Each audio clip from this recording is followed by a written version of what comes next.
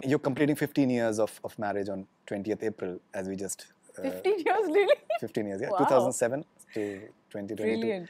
So I'm sure that she's had, I think, a great impact on you, because this is a great advice. Of course. What is the last thing you lied to Aishwarya about? I think you tell white lies every day. Ooh. आज हम बात करेंगे कि क्यों actress Nimrat Kaur को अभिषेक and Aishwarya का marriage destroy करने के लिए ब्लेम किया जा रहा है। क्या अभिषेक ने सच में निम्रत के साथ ऐश्वर्या पे चीट किया है? क्या अभिषेक एंड ऐश्वर्या के बीच की डिस्टेंस का रीजन इनफिडेलिटी है? So we will talk about everything. तो जैसा कि हमें पता है, from last few months Aishwarya and Abhishek के डिवोर्स के रूमर्स आ रहे हैं। ऐसा भी क्लेम किया जा रहा है कि they are already living separately. ये डिवोर्स रूमर शुरू हुआ आनंद अंबानी के वेडिंग के टाइम से, जहां आनंद अंबानी के वेडिंग में अभिषेक एंड ऐश्वर्या अलग अलग पहुंचे थे। जहां ऐश्वर्या अपने डॉटर के साथ वहां गई थी, वही अभिषेक अपने पूरे बच्चन फैमिली के साथ वहां पहुंचे थे। And not only in the first day, even the next day they went there separately. और सिर्फ अलग अलग ही नहीं पहुंचे थे, उन दोनों ने एक साथ मीडिया के लिए पोज भी नहीं दिया था। तो तब से इन डिवोर्स का रूमर और ज्यादा स्ट्रॉन्ग होने लगा। फिर लोग नोटिस करने लगे that Aishwarya has stopped wearing her wedding ring. तो ऐसे कई सारे रीजंस के लिए ये डिवोर्स रूमर सर्कुलेट होने लगा। इसके बाद से लोग स्पेकुलेट कर रहे थे कि क्या पॉसिबल रीजंस हो सकता है जिसके लिए अभिषेक एंड ऐश्वर्या का डिवोर्स हो रहा है। हम सबको ऐश्वर्या के प्रॉब्लमेटिक इन-लॉज के बारे में पता है।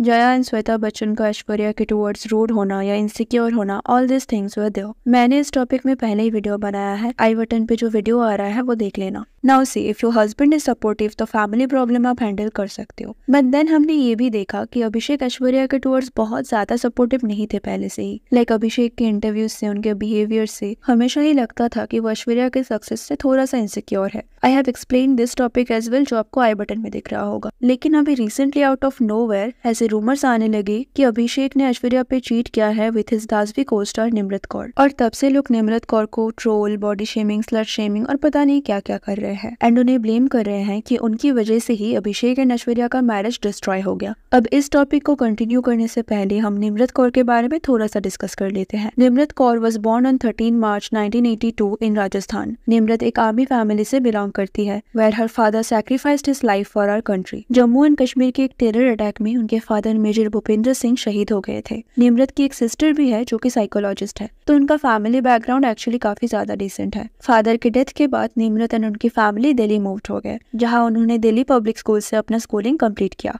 और फिर later Shriram college of commerce से अपना बीकॉम कंप्लीट किया। स्टडीज कंप्लीट करने के बाद निम्रत मुंबई शिफ्ट हो गई to work as a print model. वहां से उन्होंने थिएटर में पार्टिसिपेट करना स्टार्ट किया और थिएटर करते करते उन्होंने कई सारे टीवी एड्स भी किया। और फिर जाके 2004 में निम्रत को एक म्यूजिक वीडियो में काम करने का मौका मिला। निम्रत का एक्टिंग डेब्यू हुआ था 2006 में एक हॉलीवुड मूवी के थ्रू, जिसका नाम था one night with the king. यहाँ निम्रत को एक स्मॉल कैरेक्टर प्ले करने का मौका मिला। And then after 6 years in 2012 उनका बॉलीवुड डेब्यू हुआ with the movie Peddlers, directed by Vasan बाला।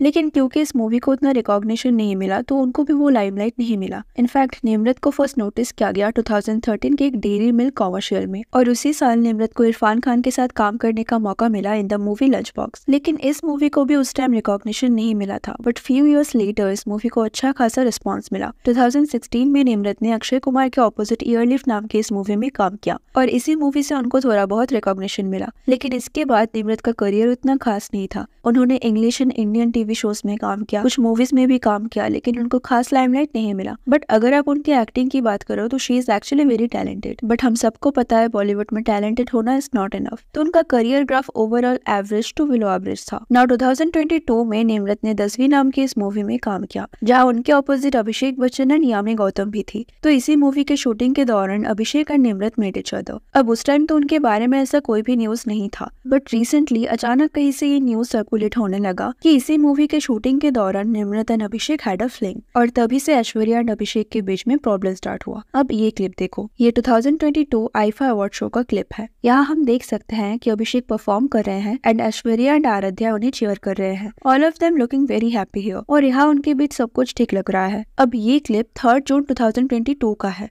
और अभिषेक एंड निम्रत की मूवी दास भी 7 अप्रैल 2022 को रिलीज हो गया था। तो मतलब अगर अभिषेक का निम्रत के साथ कोई अफेयर था भी तो वो अब तक एक्सपोज नहीं हुआ था और इसके बाद भी अभिषेक एंड ऐश्वर्या को कई बार नोटिस किया गया, लेकिन फिर 2023 के बाद से उनको ज्यादा स्पॉट नहीं किया जा रहा था। इवन जब आर्चिस के प्रीमियर में अभिषेक एंड ऐश्वर्या साथ थे, यहाँ उनके बीच सब ठीक नहीं लग रहा था। Even Aaradhya was not really close to Abhishek. Now the question is, क्या हमें इस चीटिंग रूमर को ट्रस्ट करना चाहिए? Are they really true? तो पहले डिस्कस करते हैं कि ये चीटिंग रूमर शुरू कहाँ से हुआ। तो आउट ऑफ नोवेयर एक दिन एक रेडिट यूजर ने ये क्लेम किया कि Abhishek and Aishwarya is already divorced and Abhishek cheated on her with Nimrat. ये वही वायरल पोस्ट है जहां उनके और निम्रत के रिलेशनशिप के बारे में बताया गया है। इस पोस्ट के एडमिन ने पहले तो ये क्लेम किया कि वो लोग सेपरेट रहते हैं, Aishwarya live separately with her mother and daughter, और फिर उनके रिलेशनशिप को लेकर लास्ट में लिखा गया है, the final nail in the coffin was when he cheated on her with Nimrat Kaur on sets of Dasvi and his pathetic family justified it. Nimrat became pretty serious for him. Abhishek realized his mistake and dumped Nimrat. But now they are separate, but there will be less chances that divorce will happen.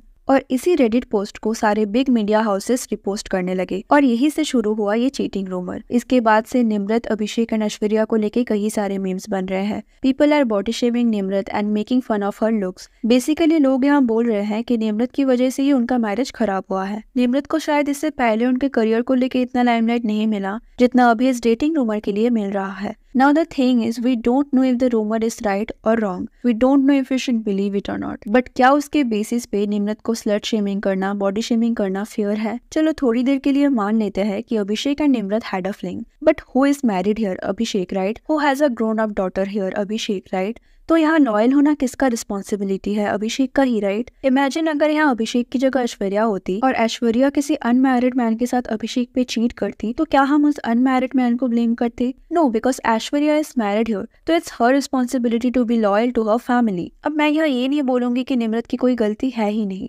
A woman with self-respect and dignity should not involve herself with a married man. तो अगर ये rumour सच है तो she should be blamed. लेकिन इस rumour के basis पे ये बोलना that Nimrat has destroyed the marriage is wrong. See, only you can destroy your marriage and nobody else. अब ये डिस्कस करना जरूरी है कि क्या इसके पहले अभिषेक एंड ऐश्वर्या का मैरिज बिल्कुल परफेक्ट था? क्या उनके बीच, उनके फैमिली के बीच कोई प्रॉब्लम नहीं था? हमने इससे पहले भी बच्चन फैमिली के इनसिक्योरिटी के बारे में बात किया है। जया एंड श्वेता बच्चन का ऐश्वर्या के टुवर्ड्स रूड बिहेवियर, अभिषेक का ऐश्वर्या के करियर को लेकर इनसिक्योर होना, there are lot of reasons for their separation. और मुझे लगता है ऐश्वर्या के करियर को लेकर अभिषेक का जो इनसिक्योरिटी था ओवर द ईयर वो और भी ज्यादा ग्रो हुआ है। हमने देखा है कि फ्रॉम पास्ट फ्यू ईयर्स अभिषेक का हर मूवी फ्लॉप हो रहा है and meanwhile Aishwarya, who is not even working on movies, is earning more than Abhishek. She is the second highest earning member in the Bachchan family. अगर हम Bachchan family की history देखें, Bachchan family is a typical orthodox family who is obsessed with patriarchy. Amitabh Bachchan cannot handle a successful woman. I'll tell you why. अगर आप जया बच्चन को देखो, जब उनका और अमिताभ बच्चन का शादी हुआ था, she was way more successful than Amitabh.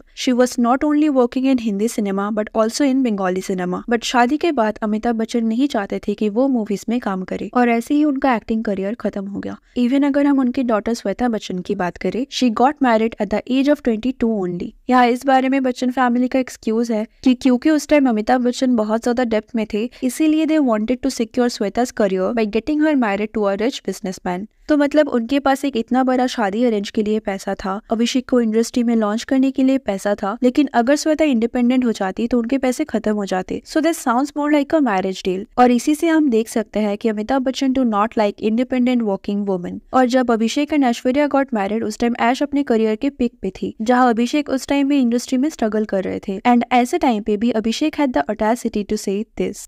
Because I love her for the human being that she is.